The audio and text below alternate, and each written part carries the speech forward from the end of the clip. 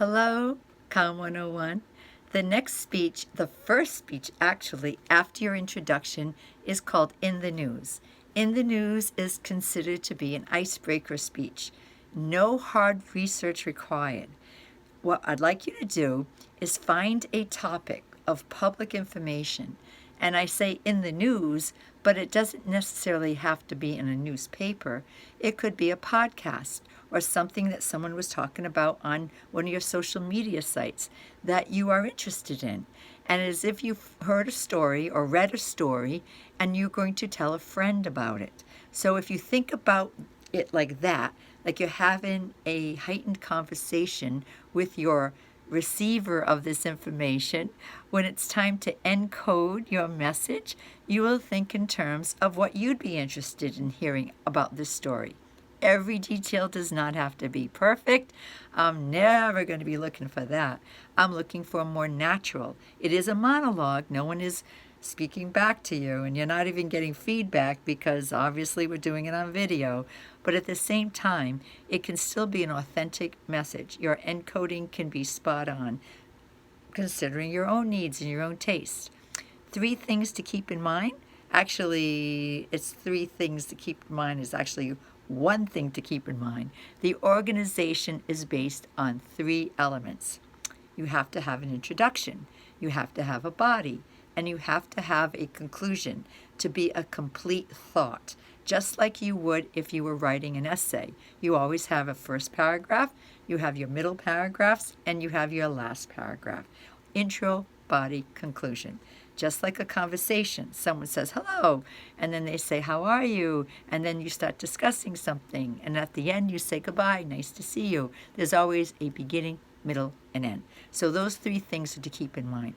On the handout that I put up on our week 3 site, I think it is, under presentations, I have it right here. You will see that the first thing I say is greet your audience and say your name. Cite the source in the data, and eye contact is directly on your audience.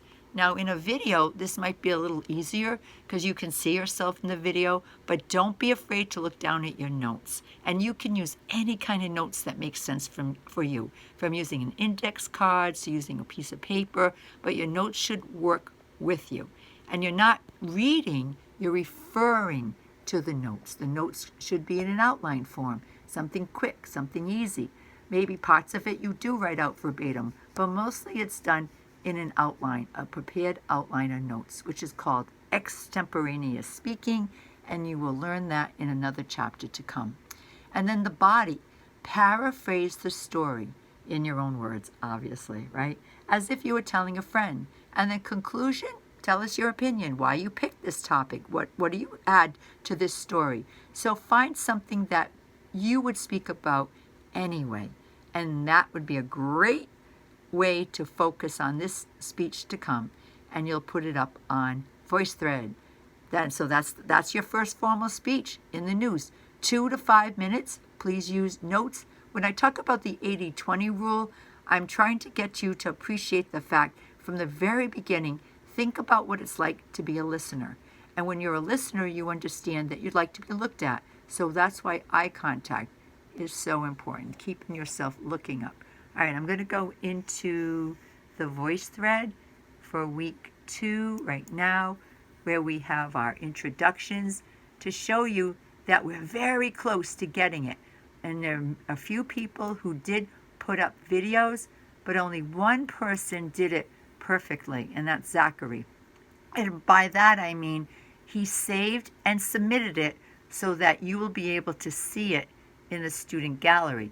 Now, you will never be able to see anyone's presentation until you have submitted yours correctly.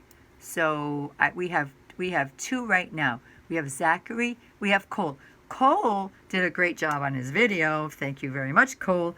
But he did not submit it the exact right way like Zachary did. It is showing up on the gallery, but I don't know what your student view is going to do. When I called the Site Lab today, they said, tell your students to except for Zachary, resubmit your videos. And when you do it, look for the save and look for the submit button, and then it should come in cleanly. because I can see some others who've done theirs, but they're never going to be shown by everybody because they were not saved and submit. You know what? This is all predictable. The first week with any new technology, you have to trial and error, work your way through. Do not get discouraged by this, because this is a nice way of sharing our videos. And I really want to keep VoiceThread as part of our class. And that's what you're going to be doing. You see, there are other people here that may have produced a video, but they didn't save and submit it. So it's not going to be in the student gallery, and it's not going to be something that that will be shared with the others. So others have done it. Kayla has done one, a beautiful one, beautiful, absolutely perfect. Minute 33 seconds, beautiful, beautiful introduction. But she didn't save and submit it, and she might think I did, but the Site Lab is saying, no, this one is here, and I can see it, but nobody else can see it. And then we have, let's see, I'm not trying to embarrass anyone. I'm actually very appreciative of the work you've done. I really am. And this isn't easy. This isn't easy. Yeah. See, and so some people haven't started. Some people have started, but they haven't quite gone the whole way. And also, this is to be a video, not a voice thread. Even though it's called VoiceThread, I don't want just the voice. I want you to do the video as well. But we're close. This is, I know I keep seeing my hand. This is the first couple of weeks. This is what it's like with any technology. But please call the Site Lab if you're still confused. And I'm not going to take points off if your introduction is late. That's okay. But we'll get into a rhythm, because the next speech, like I said, in the news, and it should be done as not totally informal, because now you have something written down and you are going to be trying to do the intro, body, conclusion. But at the same time, do not put that stress on yourself that it has to be perfect. Remember, this is practice, and it's harder when you don't get feedback right away. For me right now, I'm doing this video for you. I'm seeing more of my hand than my face. I'm going to twirl it around, see if I can look at the camera. I know when I'm doing this, I don't know where my eyes are going, and I'm trying to visualize you watching it. But let's say you really were we were in real time. We could like connect eyes, smile together. I could see if you were getting it or not getting. That feedback is invaluable. When you do videos like you're doing for this class, this is hard. This is hard. But if you can do this, you will have no problem. In fact, you're going to really enjoy it when you actually give it for an audience. Some students think it's easier just to do it for a camera, but it isn't, because you do not have the support of the audience. And I know that. You know, when I designed this class and redesigned it, because we were all online and many people were not choosing to do this, I tried to simplify my expectations. So I am not looking for the same rigor as I might be looking for if we were in face-to-face. I have no problem if you're doing your presentation and all of a sudden your hand goes into it and you're like, oh, my hand is in it, just like Miss Fernandez. Or you stumble and you need to start again.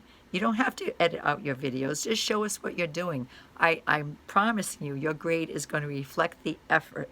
As long as I think a student is making effort, I do not expect perfection on these videos. It's just not fair. It isn't.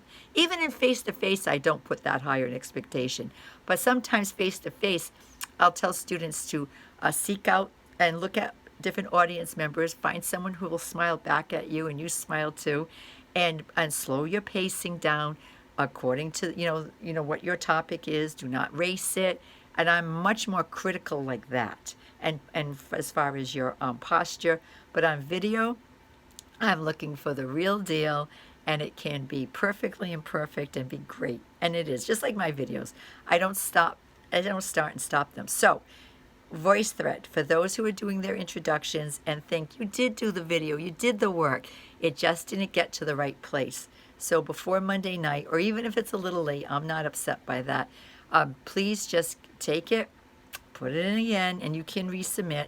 And this time, look for the save and look for the submit. Those two buttons have to be pressed. That's what the Site Lab told me today, because I can't see what the students see, so I don't know. Zachary, you did it.